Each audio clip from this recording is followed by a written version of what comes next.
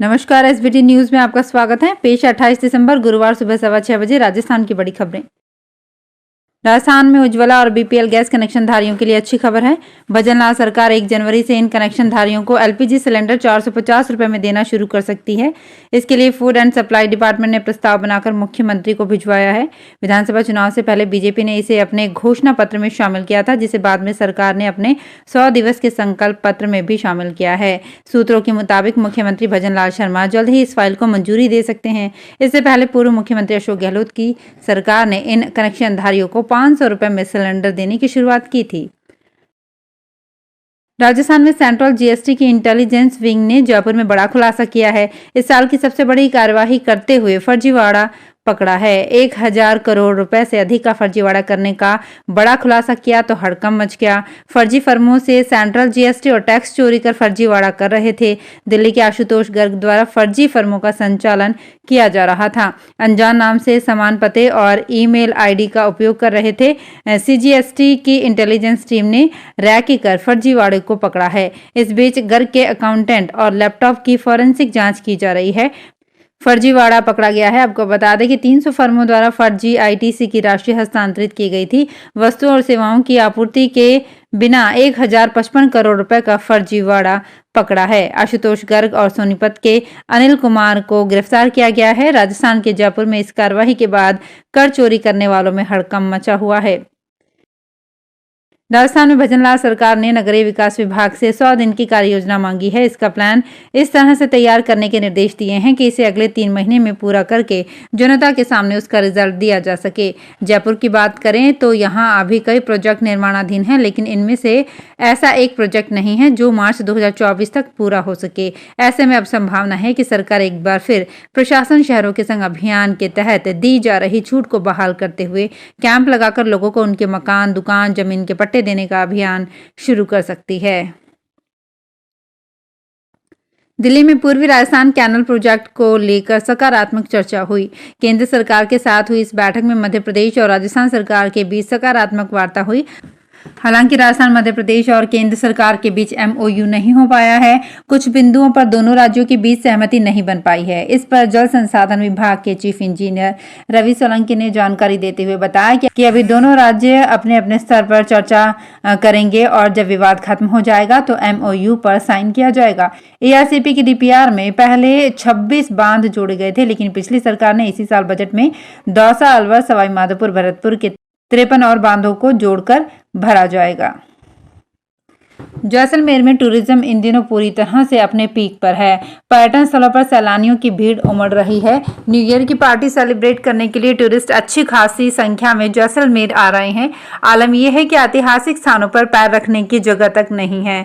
सैलानियों की आवक के शानदार सीजन के चलते जैसलमेर में इन दिनों होटलों के रूम के किराए भी 2 गुने से 3 गुने कीमत में जा रहे हैं, लेकिन इसके बावजूद भी नो रूम की स्थिति बनी हुई है।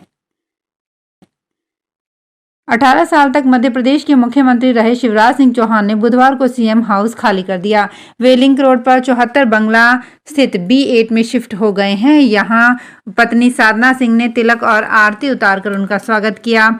शिवराज ने सीएम हाउस खाली करने से पहले यहां स्थित मंदिर में पूजा की, गौशाला में गौ माता के दर्शन किए। मुख्यमंत्री आवास में तैनात कर्मचारी पूर्व सीएम को विदा करते समय भावुक हो गए। शिवराज सिंह चौहान 2 बार में करीब 16.5 साल तक भोपाल के श्यामला हिल स्थित सीएम हाउस में रहे। यदि आप एमफिल पाठ्यक्रम में दाखिला लेने जा रहे हैं या ऐसी कोई योजना बना रहे हैं तो आपको सतर्क होने की आवश्यकता है। ऐसा इसलिए क्योंकि अब एमफिल की डिग्री की मान्यता समाप्त कर दी गई है। अब कोई भी भारतीय विश्वविद्यालय एमफिल की डिग्री या पाठ्यक्रम छात्रों को ऑफर नहीं कर सकेगा। UGC chairman professor M Jagdish Kumar के मुताबिक यूजीसी ने विश्वविद्यालय को 2024-25 सेशन के लिए एडमिशन रोकने के लिए तत्काल कदम उठाने के लिए कहा है।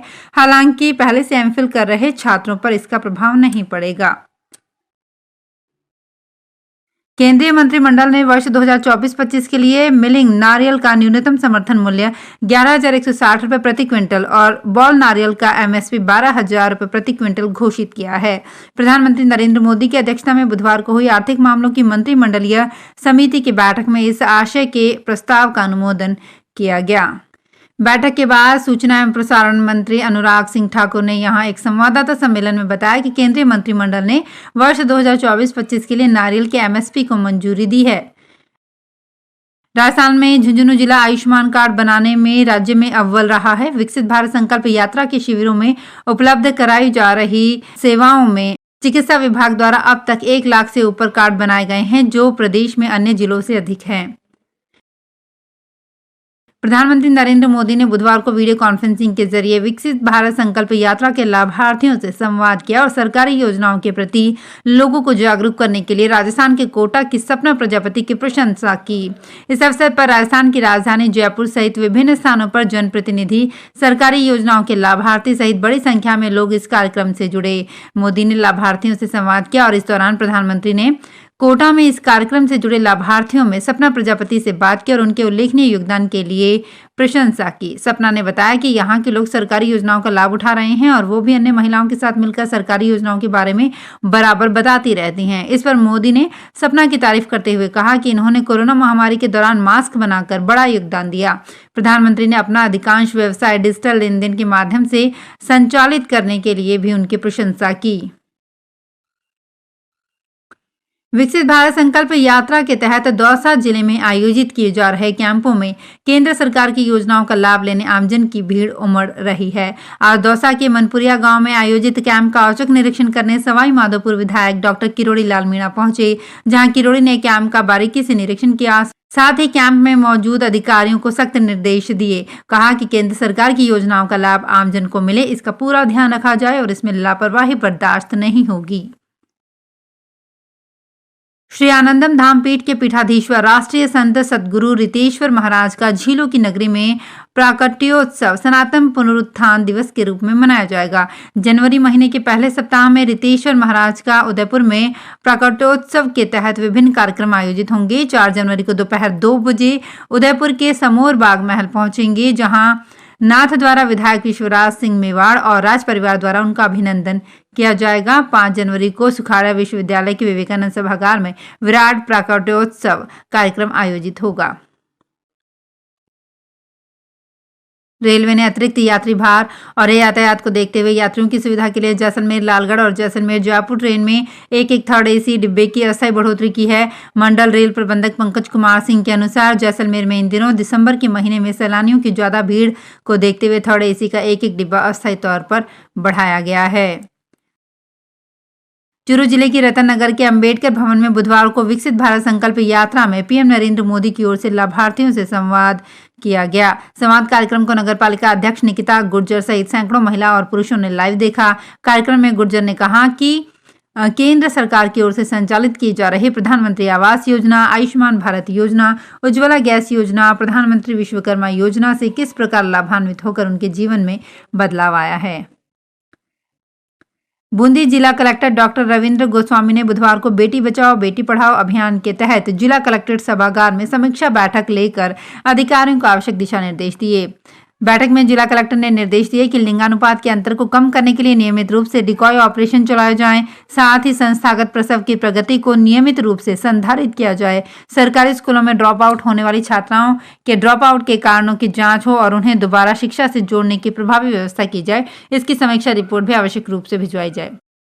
तो फिलहाल खास खबरों में इतना ही। ताजा खबरों की जानकारी के लिए देखते रहिए एसबीटी न्यूज। धन्यवाद।